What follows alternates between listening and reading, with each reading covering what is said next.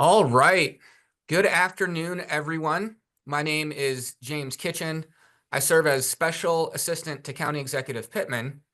And for today's discussion, I am joined by several members of both the Department of Public Works and the Department of Inspections and Permits. So we thank you for joining us for the 7th webinar of our Engage Arundel webinar series, Stormwater in Anne Arundel County. Where does it go and how does it get there? Engage Arundel is designed to foster collaboration and communication between the government and the community. The initiative combines online and in-person events and resources to empower residents with the knowledge and tools to create sustainable and thriving neighborhoods using county resources. Before we begin, I'd like to quickly go over some housekeeping items to ensure that the session runs smoothly. Please note that today's webinar is being recorded. If you need to step away or you would like to review the content later, we will send out the recording after the event. A copy of the presentation will also be provided. We will save all of the questions for the end. When it is time, you can either type the questions into the Q&A function at the bottom of your Zoom screen, or you can raise your Zoom hand and we'll enable you to unmute and you can ask your question live. I'd now like to introduce our team members. Joining us today, we have Sally Albright, the Education and Outreach Coordinator for the Department of Public Works, the Bureau of Watershed Protection and Restoration, Brad Burnham, the Watershed Protection and Restoration Programs, Stormwater Management and Maintenance Inspector Supervisor, Jay Haupt, Code Compliance Supervisor with the Department of Inspections and Permits. And also with us, not presenting, but helping to answer questions are Raghu Badami, the Assistant Director for Site Inspections and Development with the Department of Inspections and Permits, and Nathan Markline, the Forestry Program Manager, also with the Department of Inspections and Permits. And so with that, Sally, I'm going to pass it to you.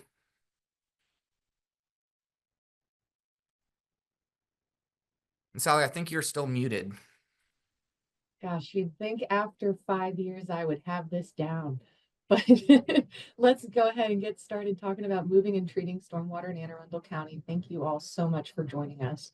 So today we're going to start off just first talking about the difference between stormwater conveyance and stormwater treatment. We're also going to talk about how to tell the difference between public and private stormwater assets and the maintenance responsibilities associated with both public and private assets. Lastly, and throughout the presentation, because it's super important, we're going to be talking about resources for reporting concerns, how you can go about getting information, and how you can clarify any concerns that you have relating to stormwater management in Anne Arundel County. So first things first, what is stormwater treatment versus stormwater conveyance? You're going to hear that throughout the presentation today, so we just want to make sure you understand the difference. Conveyance is simply just getting water from point A to point B. It includes closed systems like pipes and inlets, culverts, and outfalls, but it also includes open systems like swales and open channels. Treatment, on the other hand, involves removing pollutants from stormwater and like nitrogen, phosphorus, and sediment. And so those tend to be more nature-based systems like stream restorations, pond retrofits, living shorelines, and other things called best management practices. So you'll hear that a little bit throughout the presentation today as well. Anne Arundel County is responsible for quite a lot of stormwater infrastructure. These numbers on the screen actually only represent what the county is maintaining. Over 40,000 inlets, over 12,000 manholes, over 1,000 pipes, and almost 7,000 storm drain outfalls. This doesn't include all the ponds and nature-based treatment that we do. That's all over the county. But these are the gray infrastructure that is managed by Anne Arundel County. And so what does that maintenance look like? That maintenance is shared. We're very good at teamwork over here at Anne Arundel, specifically in the Department of Public Works and Inspections and Permits departments. Maintenance of these assets includes collaboration across all of those departments, or I'm sorry, all those bureaus within the departments. So that includes street sweeping and trash pickup, which is handled by the Bureau of Highways in the Department of Public Works. We also have storm drain inspections and repairs, Now, the inspections, you'll hear about private inspections from inspections and permits, but with the public assets, those get inspected by our bureau, the bureau with a really long name, Bureau of Watershed Protection and Restoration, and the Bureau of Highways. Lastly, we also do illicit discharge detection and elimination, which includes things like oil leaks or soap bubbles in the stream or discoloration of any kind in the water that comes out of an outfall. Those get inspected and addressed as needed. So before I pass it off, I just want to make sure that everybody understands some of these great resources that we have for getting information and how to tell the difference between what resources are public and which ones are private, which ones are county and which ones are not. So let's start first with who can you call? First things first, when it comes to stormwater infrastructure, you want to know it's going to go to Bureau of Highways first when it gets inspected. If it's a public asset. So you want to start with knowing who your roads district is. There's a resource here for identifying your road. You can call the number or you can go online. And there's an app/website called SeeClickFix. You're going to hear that a few times in the presentation today because that is a very highly valuable resource. I'll just quickly address SeeClickFix because it is one of my favorite tools to send people to. When you call the county and you just try a 222 number, sometimes you get to the right person and sometimes it takes a little bit of phone tag to get you to the right person. And SeeClickFix is fabulous because it automatically routes your questions and concerns to the appropriate office.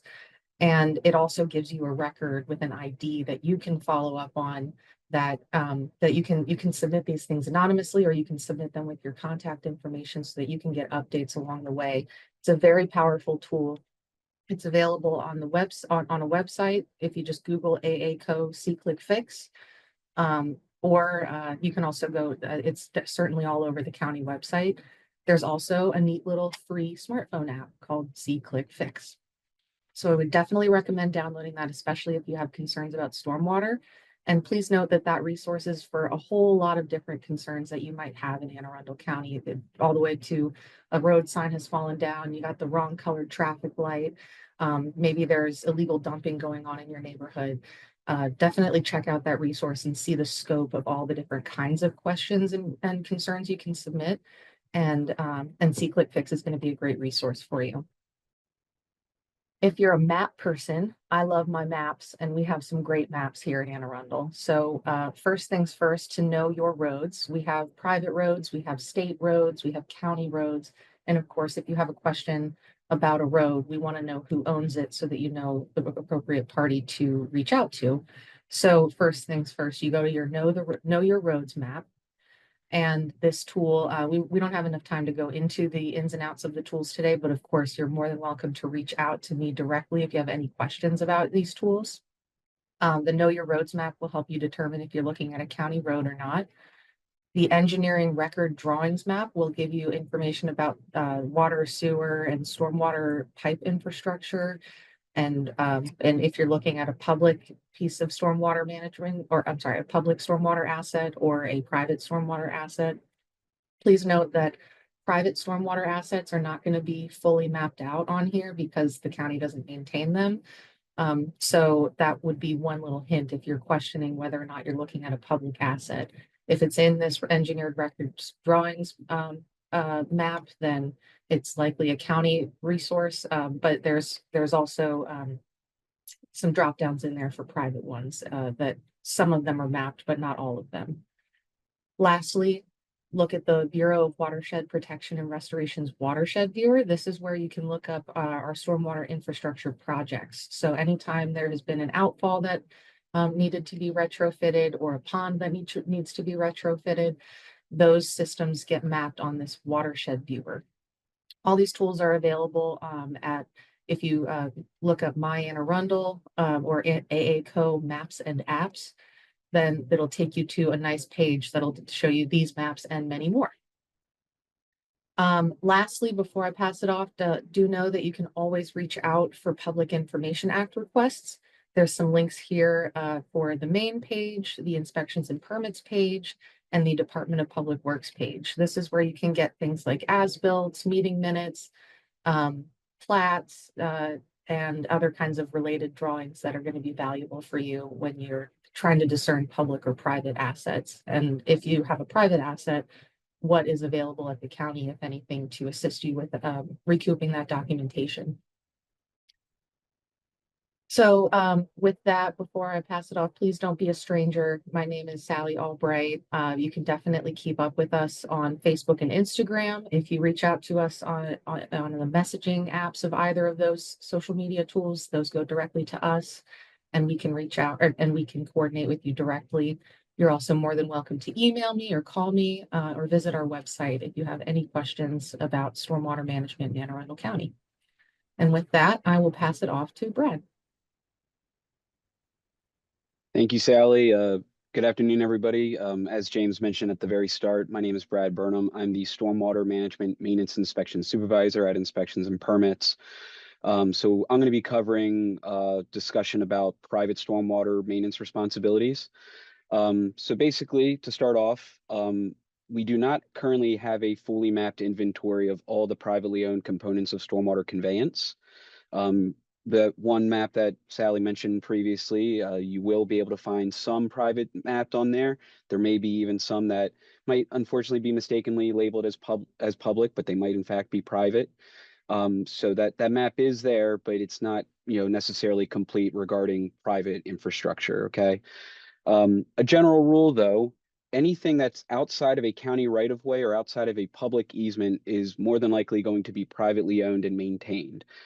So that would be, on HOA or private owned property. A good tip for that, if you're in a neighborhood with green street signs, usually that means you have public roads, and that will often mean, especially with older neighborhoods, that if you have a stormwater facility in your neighborhood or stormwater infrastructure in your neighborhood, it's often going to be public. Blue street signs usually will mean private roads and private stormwater infrastructure. There is some overlap at times, but that's a pretty good tip. Another thing we'll talk a little bit about as we go on is, residents must discharge some pumps and gutters in a non-erosive manner. Basically, everyone wants to always make sure their homes and their foundation are protected from any potential water damage. So we know a lot of people do things to get water away from their home, but we always ask that you please do so in a way that's not going to negatively impact your neighbors or the public sidewalk or public right of way. And also, if you ever have questions identifying ownership of a conveyance, you can always submit a request through the C-Click Fix or 311 system or through a PIA or both. Next slide, please. Oh, we already rate to that one. All right, perfect. So who inspects the private stormwater facilities? So the WPRP group, which is my group, does the private stormwater management facilities inspection. So we're going to be talking a little bit about treatment in this slide. You have my contact information right there. I oversee 7 inspectors. The main responsibilities of the group I supervise are triennial maintenance inspections on private-owned stormwater facilities. We do also do some triennial maintenance inspection on some public and quasi-public owned stormwater facilities. We are the group that handles IDDE investigations. We often are the group that investigates drainage, runoff, or stormwater management complaints. This is on a case-by-case basis. It can be assigned to one or several groups in INP, depending on what details or information is submitted in those complaints. And we are also the acting grading inspectors on environmental restoration projects. Next slide, please. So private stormwater facilities versus private storm drains. Sally mentioned one of her slides, the treatment versus conveyance, and this is kind of in the same vein as that. So private stormwater facilities, these are the responsibility of the private owner or HOA to maintain, whether that's routine maintenance or non-routine. And the maintenance of these facilities is enforced through what we call private inspection and maintenance agreements, or INMs. They're also sometimes called stormwater management agreements, or SWMAs. And these facilities are inspected at least once every 3 years by WPRP. Compare this to storm drains, private storm drains, which is things like inlets and manholes and conveyance systems such as swales or drain pipes. These are the responsibility of the private owner or HOA to maintain. If it's in an open space or in a common owned easement, it's going to fall under the HOA's responsibility. These may or may not be covered under an inspection and maintenance agreement. They're only going to be covered by one if they're part of a system that drains to a private stormwater management facility. Older private neighborhoods built, 50s, 60s, 70s may have private drains. Chances are they did not have a stormwater management facility constructed at that time. So those probably aren't going to be covered by an I&M. So if you need them cleaned out, but you're struggling to get movement on that through your HOA, unfortunately, the county doesn't have an enforcement vehicle to ask your HOA to do any maintenance to those storm drains. Newer neighborhoods where we have private stormwater facilities, we can encompass those private storm drains into those inspection and maintenance agreements. And so as that kind of wrap that up, basically, we will also only inspect these storm drains as part of our triennial maintenance inspections on stormwater facilities if it's absolutely necessary. It's a lot of infrastructure. My inspectors would have to spend, multiple days in a neighborhood if they were to do not just the facilities, but also the storm drains as well. And I also just want to take a minute to note a special note about swales. Sometimes grass swales or channels are a part of a conveyance system. So in other words, all they're doing is just moving water from one place to another. But sometimes they do fall under being designed or permitted as a stormwater facility. Next slide, please. This is a nice little table that we're starting to ask design engineers to put on all plans now. Or in submittals for permits, we're asking people to include this table, and it just spells out basically who's responsible for what from beginning to end of a project regarding any stormwater facilities. So you can see at the installation of them, it is the developer. After the installation is done, the routine maintenance falls onto the HOA. The county is responsible for the triennial inspections and so on. Next slide, please. Some examples, when we're talking about private storm drains or conveyances, this is going to be things like curb and gutter inlets, manholes, yard inlets, grass swales, driveway culverts, and even concrete swales. We don't see those very often. We do see them occasionally, but these are all examples of what we're talking about when we're talking about private storm drains or conveyances. And in the case of the inlets or the manholes, it would also include any of the pipes that connect those structures together. Next slide, please. Private storm drains and inlets. We would advise you to get them cleaned at least twice a year. You're going to want to get them cleaned at least once a year in the late fall after all the leaves have fallen. There's a chance that they've been filling up with leaves and other debris. Please do not allow people to dump or push yard waste into your neighborhood's private storm drains. Yard waste would include things like sticks, leaves, or grass. Also, please try to keep people from dumping any trash into them.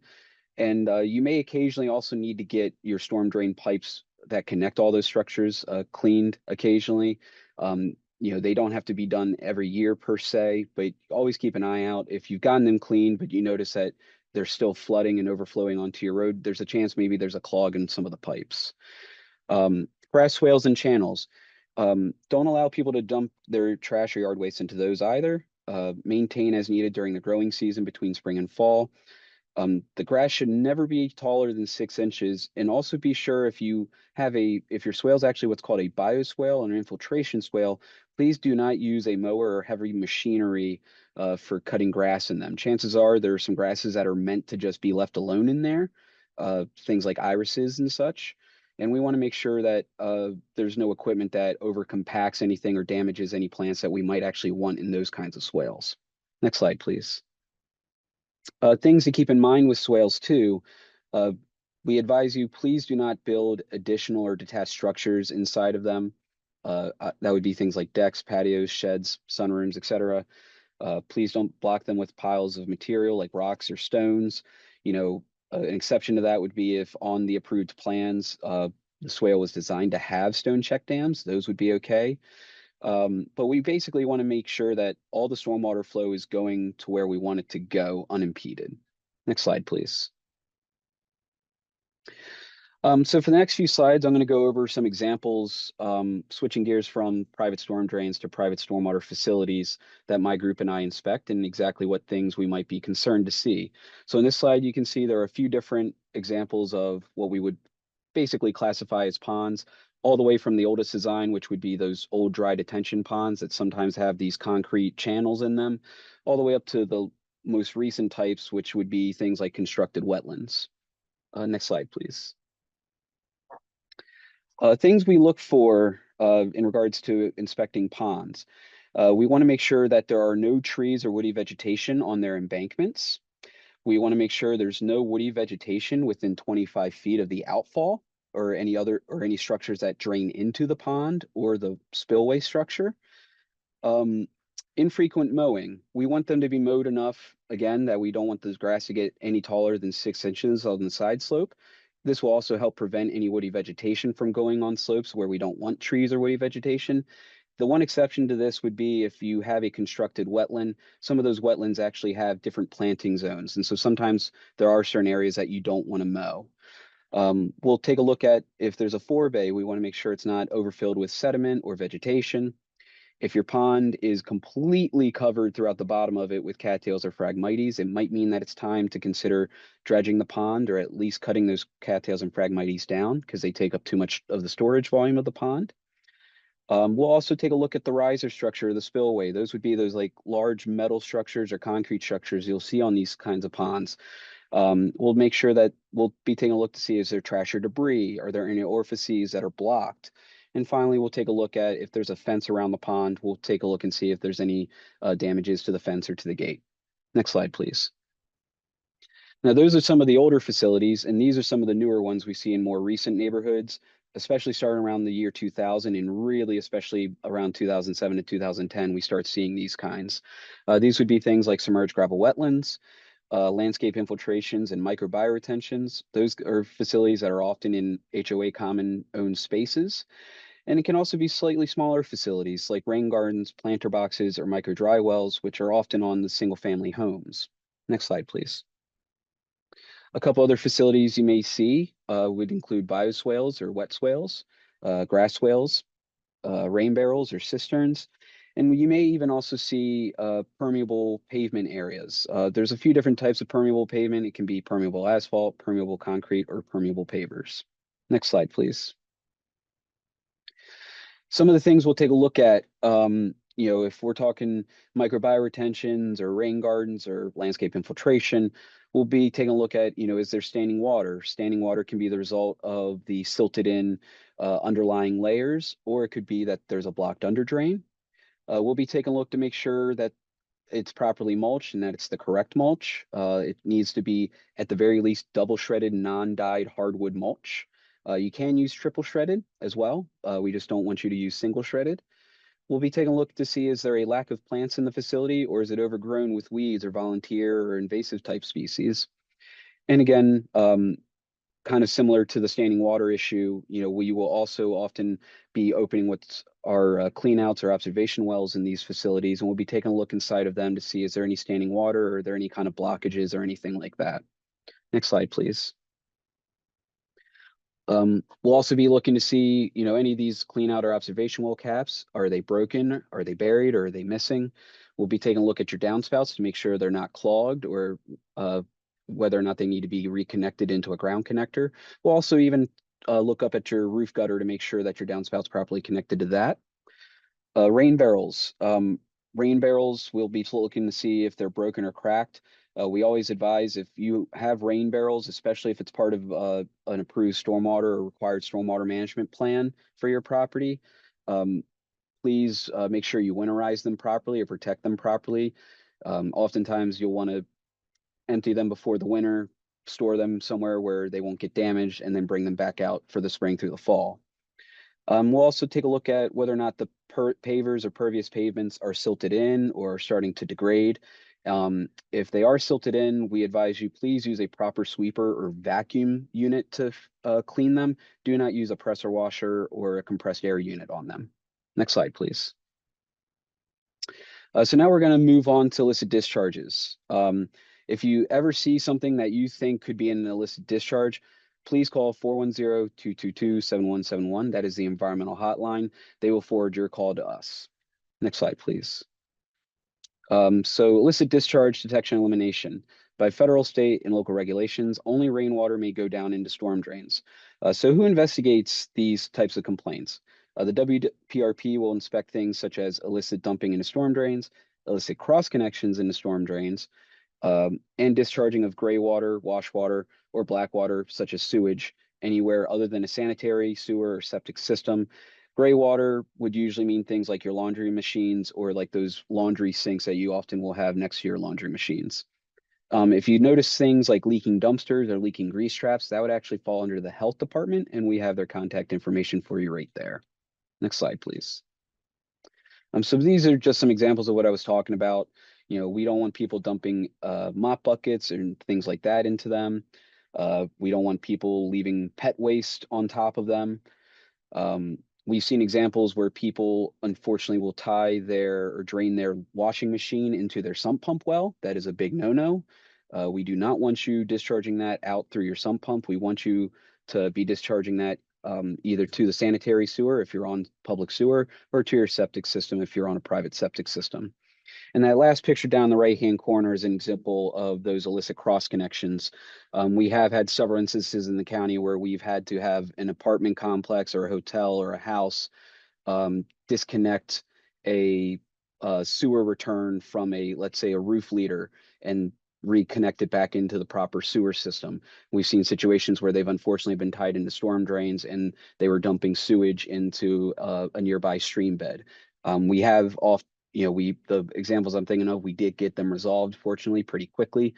So those are the kinds of things we're talking about with illicit discharge. Next slide, please. There are some exceptions to that rule about only stormwater is allowed to go to the MS4 or to the storm drains. Things like HVAC condensate, your sump pumps or other pumped groundwater, lawn watering, or other sources of potable water sources. Those can all go down to the storm drain. If you have a pool, you are allowed to drain your pool over your yard and let that flow over to a storm drain. The water has to be dechlorinated. The exception to this is if you have a backwash filter, you are not allowed to discharge that to the storm drains. And then also individual residential car washing.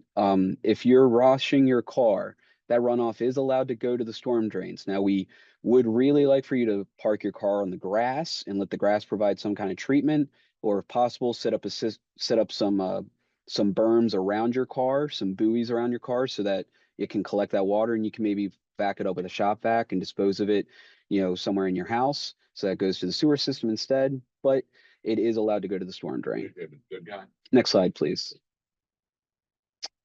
Drainage complaints, which I think a lot of people are probably interested to know about this. I do want to note right off the bat, most runoff issues between neighbors is likely going to be considered a civil matter, which means neighbors have to either resolve it between themselves or pursue legal mediation or go to civil court. However, there are instances where INP can take a look at these complaints. For my group, it would be non-active sites with private stormwater facilities that are covered under inspection and maintenance agreements. This may or may not include those private storm drains. Code compliance, if there are no stormwater facilities on the site, they would look at drainage complaints related to construction activities taking place without the appropriate permits, plans, or approvals. If it's related to construction activities taking place under an open grading permit, it would go to our grading division. And if you're concerned about impacts from active or future development activities to downstream properties or waterways, it would go to our stormwater strike team. Next slide, please. All right. I wanted to show you guys some examples of what not to do. I know, like I said at the beginning of this, everyone's always trying to protect their own home and try to keep water from damaging their own foundations or their own property. We have some examples here where people either pipe their sump pump or their downspouts either onto their neighbor's property or right to the property line, or they even punched it through right into the curb and gutter or to the sidewalk. These are things that we really want you to try to avoid doing. We really want to be good neighbors to one another, and I'm going to show you some alternatives to this in a minute. And a special note about punching through to a sidewalk or public right of way. The concern with this is during the winter, you know, if you get freezing temperatures overnight, you'll develop ice on either that curb and gutter or in the sidewalk. And so that's why we really want you to avoid doing that. Next slide, please.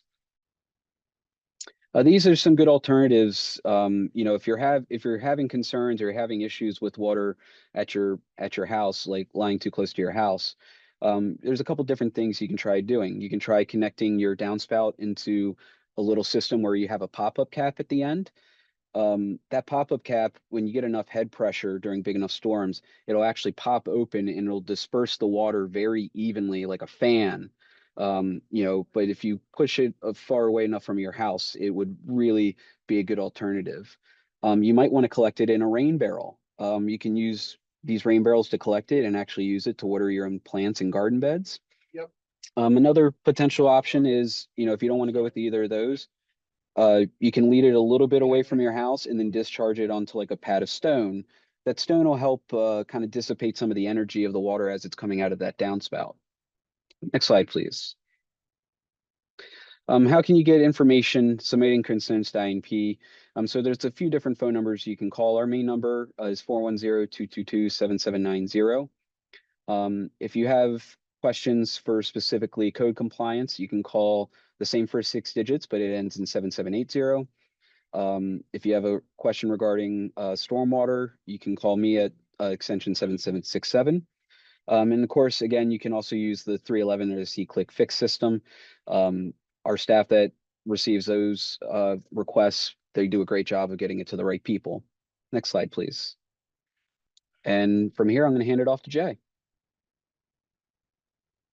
So good morning. Thanks everybody for joining. My name is Jay Haupt. I'm the Code Compliance Supervisor for the Inspections and Permits Department. And just a little background, graduated in 2001 from Towson University with a degree in environmental and geographic planning. And I've been with the county for 12 years. And next slide, please.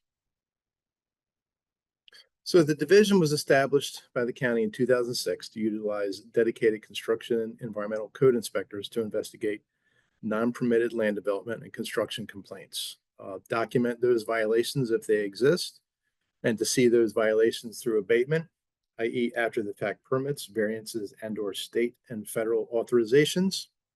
In cases of documented construction and environmental code violations, after the fact compliance may be voluntarily pursued by the property owners or lacking that cooperation as mandated by a judgment or order of the court. Court proceedings are initiated through the issuance and service of uniform civil citations or an injunctive complaint filed with the county attorney's office. When more egregious violations may be referred to the state for criminal prosecution. However, the vast majority of cases are civil proceedings rather than criminal, and all cited parties have the right to due process under the jurisdiction of the district and/or circuit courts. Additionally, the code compliance also has the following responsibilities. Next slide, please. With site review to comply with state and local laws. I'm just going to breeze through this pretty quickly. For building permits, we have 2 inspectors to go out to inspect sites for compliance with state and local laws. And if they abide by those laws, they can get their permits or approvals issued. And I'll let you read the rest at your leisure. Next slide, please. And also forestry, and during the subdivision and permitting processes, specific requirements for the State Forest Conservation Act regulations require the approval of reforestation and afforestation plans and forestation agreements. Approved development activities are also subject to mitigation and replacement and also inspected for final installation and final release to ensure the minimum forestation plan requirements are met. Once again, I'll let you read through the rest of that at your leisure. Next slide. So this is basically where we're looking at when we go out to investigate a complaint, whether it falls into this approval process. And this is also found on the county website. You can look up the county code in Article 16.3.201, and we're looking at paragraph 1, grading, without a grading permit issued by the department. And that involves grading over 5,000 square feet or over 100 cubic yards of earth disturbance and cuts and fills that may exceed 10 feet in height or depth. And provisions of stormwater management are also required for that grading permit to be issued. And if we do not see that there are a permit or plan on site, then we issue stop work orders and field correction notices to engage with the owner, with the property owner, and allow them time to also engage an engineer or a licensed professional to submit a grading permit application, or if it's a less egregious offense, to submit a standard grading plan to code compliance so that they can abate and mitigate that violation. Next slide, please. So some important code definitions I just want to point out very quickly, and they all go hand in hand when you're considering what type of permit or approval is required. Next slide. So grading under Article 16(1-10150) means to cause the disturbance of the earth, and the term includes clearing, excavating, filling, including hydraulic fill, stockpiling of earth materials, rubbing, root mat, or topsoil disturbance, or a combination of any of these operations, including logging and timber removal operations. Next slide. So with that, since it includes disturbance, is a form of development that means the cutting or removing of vegetation or grading or filling activities, including any alteration or change to the land, including any amount of clearing, grading, or construction activity, but not including gardening or maintenance of an existing grass lawn. So we're not going to come out and ding you for, seeding your lawn or top dressing your lawn and trying to maintain your surrounding environs thereof. Next slide, please. Clearing is a form of development that means the process of cutting or removing trees, woody vegetation, ground cover, stumps, or roots, and does not include gardening or maintenance of an existing grass lawn or removal of hazardous trees as defined in COMAR Title 27. So with that, you can apply for a vegetative management plan to remove hazardous trees, most often in the buffer, 100 feet from tidal waters of the U.S. is where that VMP comes into action. And we ask that also, if you do have a hazardous tree within the 100-foot buffer, if you do take that tree down, that a VMP is submitted within 24 hours of that action to our forestry division. Next slide, please. Development means the subdivision of a property or any activity other than farming, gardening, or yard maintenance that results in a change in existing site conditions, including the establishment of a use, the change of a use, the improvement of a property through construction, alteration or relocation of a structure, the provision of stormwater management or roads, grading, and clearing. So you see how all of these definitions buttress each other and go hand in hand when we're going out to investigate a site for a potential violation and citing that property owner with a requirement to abate that violation. Next slide, please. So here's on the county website where you can locate when inspections and permits, and you can look at the different grading permit types. You have your standard grading permit, which would require the engagement of a licensed professional, whether it be a landscape architect, licensed professional engineer to provide and sign and seal those plans for submittal to the county. You have a logging permit, which includes the submission to the county forester for review and approval. And then you also have the standard grading plan, which code compliance specifically reviews and approves or would also comment on for projects that fall under 5,000 square feet and are not associated with a building permit. If it's associated with a building permit and it is an alteration or an addition to an existing structure, you would also have a standard grading plan attached to that building permit, but it would not be specifically reviewed by our division. Next slide, please. So the standard grading plan means that it can be used in lieu of a grading permit, but only for certain minor grading and earth disturbance associated with minor commercial and residential construction. It will include the requirements for erosion and sediment control standards. And it includes such small projects as rain gardens, planting projects, environmentally landscaping grading are highly recommended and can be pursued through the standard grading plan process to provide for water quality and find solutions to difficult stormwater problems. So here's an example of a project where the owner wanted to install a riparian access pathway from their back door, or their waterfront door, I should say, to their pier. And this is an accepted practice, and it is also approved under riparian access. So they submitted the standard grading plan, and the top photo is the before, and the two bottom photos is the after the project was completed successfully. Next slide, please. Here's your standard grading plan application found on the website, and the associated critical area worksheet if you are in the critical area. If you have any questions about this, you can contact us at any time for how to fill this out, and for how to fill in the different categories. And if you have a site plan, we can also guide you through that process. Next slide, please. And here's an example of a site plan, just a simple hand sketch drawing of what we'd like to see on the site plan. Make sure it's at an engineered scale so we know the lay of the land. You want to include your home, any driveways, impervious surfaces, adjacent structures that may be on the property, and then what your plan entails. You can also find the policy and the grading plan procedure on the county website. And this generally explains what should be included in that application. Next slide, please. Here are the limitations, conditions, and requirements that have been adopted by the Anne Arundel County's Conservation District Board of Supervisors. This is also found on the downloads of the standard grading plan application on the county website. Next slide, please.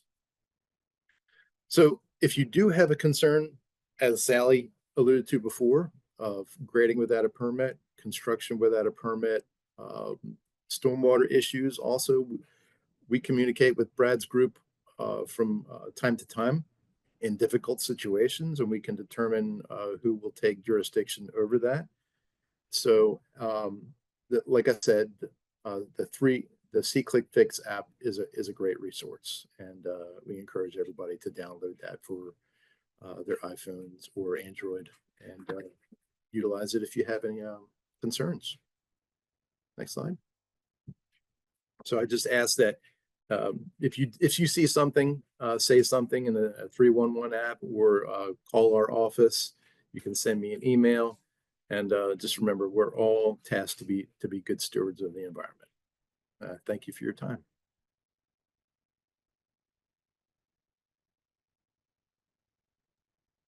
All right.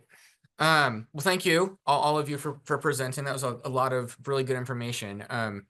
We now have time for questions and answers.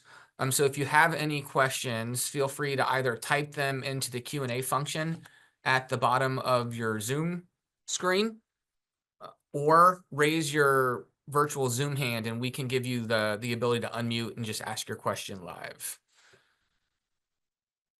While we are waiting for that, there were some that were put in that we tried to answer live, but we had Margaret Gleason asked if the slide deck will be made available after the call, and it will. We will send out, hopefully at least by Friday, but we'll try to get it out tomorrow, a copy of this whole presentation, the video recording of it, but we'll also include a PDF of all of the slides. All right, and we've got Stephen Miller has a question, so you should be able to unmute now, Steve, and ask your question. Great. Good afternoon, everybody. I'm Steve Miller. I'm president of the Deep Creek Village Property Owners Association. And Brad, absolutely fantastic job in covering a lot of ground there on both treatment and conveyance systems. I don't have a question, I just have a comment, and that is to encourage the county to fully map out all the privately owned conveyance systems. Brad talked a little bit about some of those conveyance systems that might be inspected during a triennial inspection associated with a BMP, while not clearly articulating, whether or not that might be a curb cutout, a storm drain that's within that system, and even the manhole. But as he also alluded to, the fact is that there are a lot of conveyance infrastructure systems that are owned by HOAs and condo associations. And I just think the county should be able to see the full scope of private infrastructure right now that is being maintained and will have to be, repaired or replaced sometime into the future. All right. Thank you, Steve. Ellie Bassett has asked in the Q&A function, there is often minimal follow-up on reports submitted on 311. What action was taken? Is there an annual report produced on inspections and actions taken by the county that is available to the public? I can take a stab at that, James. Okay. Thanks for the question, Ellie. So from an inspections and permit standpoint, we do report on the number of complaints that we receive for environmental building and illegal grading, and a breakdown of all those complaints as a part of the MS4 report. But we don't have an annual report as such as speaking to what actions we have taken, but we do summarize that in the MS4 report. And I can share that with you offline. All right, thank you. And then Brian Hart, you have your hand raised. You should have the ability to unmute and ask your question now.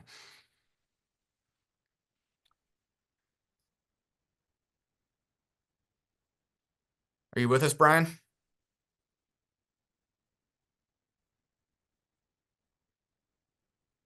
I see that you have unmuted, but I cannot hear. If you're speaking, we can't hear you.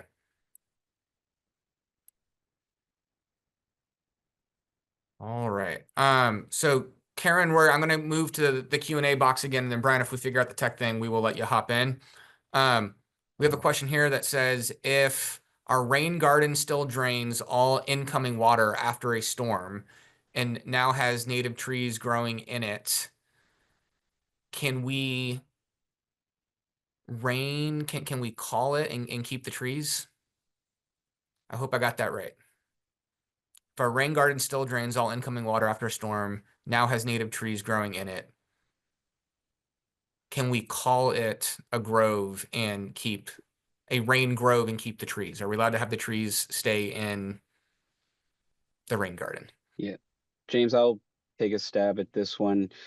So Karen, I don't know for sure, if your rain garden was necessarily a required stormwater management facility or not, but let's just go ahead and assume it was as part of your original builder's grading permit.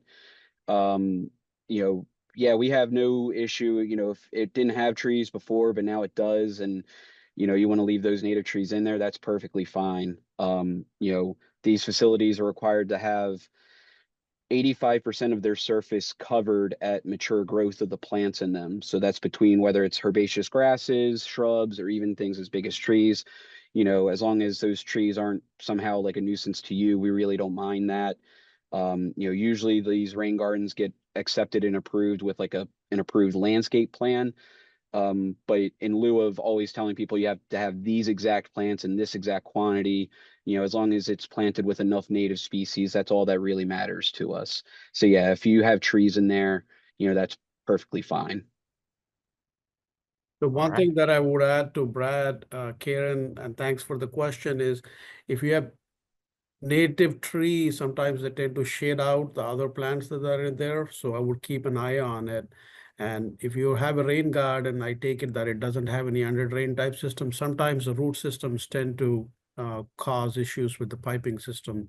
But if as long as that's not an issue, they should be fine generally. Awesome. Thank you both. Brian, your hand is still up, so we're going to try to do this again. You should have the ability to unmute if you still have a question for us.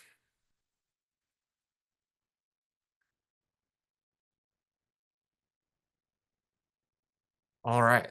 So Mary Ford also had a question. What permit is required if raise/development of a site building a single family dwelling, what stormwater would be required if the home is built in the footprint of an original dwelling?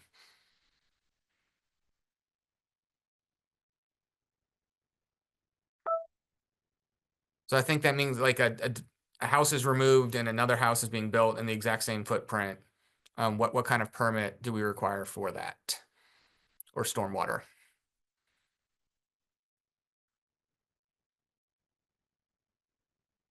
Any takers? All right. Mary, I will do my best to get you an answer to that, and we'll follow up with you offline. All right.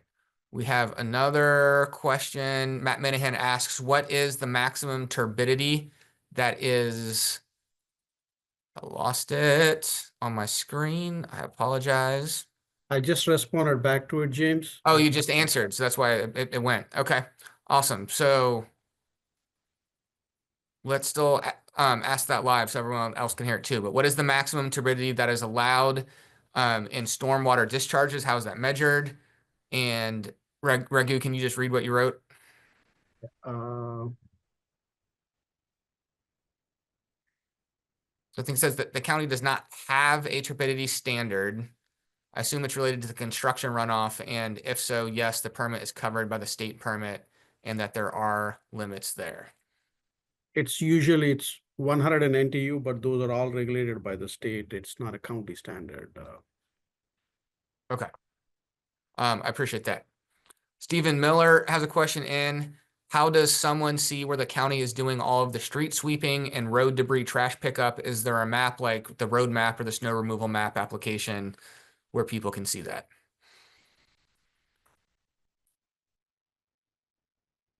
I do not believe there is a map that shows that. All right. Um, Brian, we're gonna try this one more time. Okay, I think that's working. Are you there? Yeah, we can hear you. Welcome. Hey, thanks. Hey, James, good to hear your voice. Good to see everybody. Hey, look, just kind of a quick question similar to the one the gentleman asked earlier about, access to the stormwater stuff. I think a lot of residents are frustrated by not having a way to connect their stormwater. Just to give you an example, for all the engineers on the phone, this won't be complicated, but Anne Arundel County's average rainfall is like 0.37 inches per event. So if I pave a parking spot in my yard, like 12 by 20, I'm going to get 55 gallons runoff on just the average rainfall. That's a lot of water. The average home area covers like 1,000 to 1,500 square feet. So the picture that you gave of a 55-gallon drum on a downspout is going to need to accommodate about 230 gallons of water. So my question is pretty simple, and that is, what kind of resources does the county have for residents who are looking for a way to get rid of this water? Like, do you just put in a one, or are there other resources available? Over. Thank you for taking my question.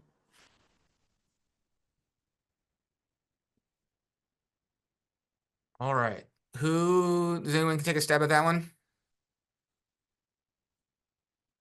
James, I don't know. I don't want to misspeak. I believe there was a program through WSA to give rain barrels, but I'm not 100% positive if we still have that program in place or not. Okay. There are various grant programs out there for installing smaller scale micro practices to treat runoff or capture runoff. Sally can maybe able to better speak to them too. Yeah, I'd be happy to speak to that. And just to confirm, unfortunately, that program that provides rain barrels is no longer an active program. However, I would definitely encourage folks to check out the Watershed Stewards Academy, aawsa.org. They have some fabulous resources on their website that all speak to the installation and maintenance of stormwater best management practices. And they also have a fantastic training program that trains volunteers around the county to become sort of their local stormwater expert as far as bringing projects from idea to implementation. As far as grants go, There are certainly several different funding programs that are out there that support the installation of stormwater best management practices again. So things like stream restorations, rain gardens, bioretentions, living shorelines. Has to have that treatment aspect to it. It can't just have the conveyance component to it for it to be eligible for grants. There are grants for the design, the implementation, and the outreach associated with these projects. And Anne Arundel County, our bureau actually manages a grant program called the Watershed Restoration Grant. That program supports the design and implementation of stormwater best management practices in Anne Arundel County. And it is generally limited to HOA property, county property, or other organizationally owned property. It's not for individual private property owners. If anybody has any questions about that, please feel free to reach out to me and I can connect you with our grants manager to talk you through both our grant program and other grants that often get leveraged in partnership with our grant. Awesome. Thank you. Sally Horner wrote in a question, can the county do street sweeping in the fall, especially near county parks? Sally, do you know how that gets scheduled? I unfortunately don't, but I'd be happy to look into it. All right. Sally, we will follow up with you on that one. Yeah. And then Lloyd Lewis has his hand raised. Lloyd, you should have the ability to unmute and ask your question now. Can you hear me? Yes, sir. Okay, good. Just a quick question on follow-up. About a year ago, we had a situation here in Mayo on the peninsula near Lou's Corner Store, across the street, actually, on a privately owned piece of land that was essentially clear-cut, and a huge amount of vegetation, shrubs, trees, etc. were removed. Then I noticed a sign posted by the county, and it was essentially a cease and desist, but it was a little bit late because it was the horse had already left the barn. But I also remember from what I read on the sign was that the property owner was to restore the site. And to my knowledge, you can see it from the road, no restoration has occurred. So I guess my question is a general one about follow-up. When you have a situation like that, what is the degree of follow-up that the county pursues?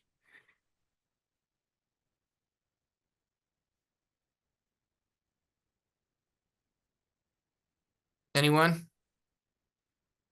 Here. All right, Lloyd, I will make sure that somebody follows up with you on that. I'm writing that down.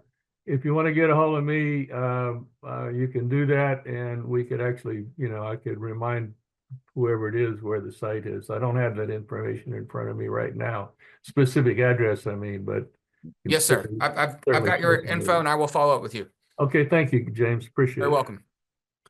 All right. We have another question in. How are storm drains inspected in regards to determining the IDDE? And when was the last and next time of inspections for Anne Arundel County? I am not sure off the top of my head what IDDE is. So I think I can take this one, James, Okay. if that's okay. Yeah, that's great.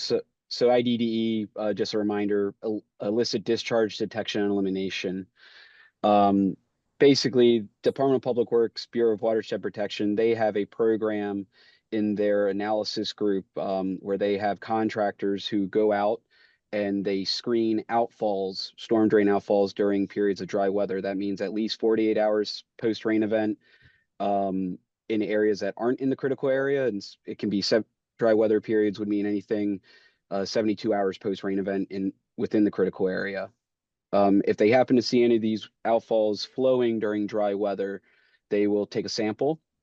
And if the sample hits on anything like ammonia, chlorine, fluoride, phosphates, etc., they'll submit a report to the DPW program manager that writes their contract. That program manager then forwards the report on to me, and I assign it to the appropriate inspector, and we take a look at it. It's kind of like a rotating basis. I forget what area of the county they're targeting this year, like specifically for those inspections. But you're always welcome to submit a complaint through the 311 system if you notice an illicit discharge. And it'll either go to that group or to first, and it might eventually come to me, or it might come to me directly. All right. Thank you, Brad. We're almost at time, but there are a couple more questions in here. One is if the county is performing a dredging project, what turbidity standard would be applicable? Does anyone know that off the top of their head? It would be the state, whatever the state standards are, James, as we don't have any. Okay. So we defer to the state standard on that one, David. And then Marjorie Winslow asks, I'm concerned about the status of our state's aquifers. Can you direct me to the office I should call to get a reliable sense of their health? They don't see anything online that is updated within the last 10 years. I know Maryland Department of Environment has a groundwater program. They also, I'm not sure if they would be the right contact. I know Anne Arundel County Health Department may also be able to provide some resources or contact. I did put in a contact in one of the questions. They can contact with the health department, and they may be asked to go to MDE, but I'm not 100% sure. Marjorie, I wrote your name down. I will follow up with you on that one too. We'll do some more looking into it and follow up with you. All right, and Stephen Miller says that the county has been doing a lot of good work to reduce a significant backlog of conveyance infrastructure maintenance. Are there any lessons learned that might possibly be passed on to private owners of the same types of systems, such as lifespans of these systems, the average repair or replacement costs of key components? This might help HOAs as well as analysts who prepare the reserve study estimates.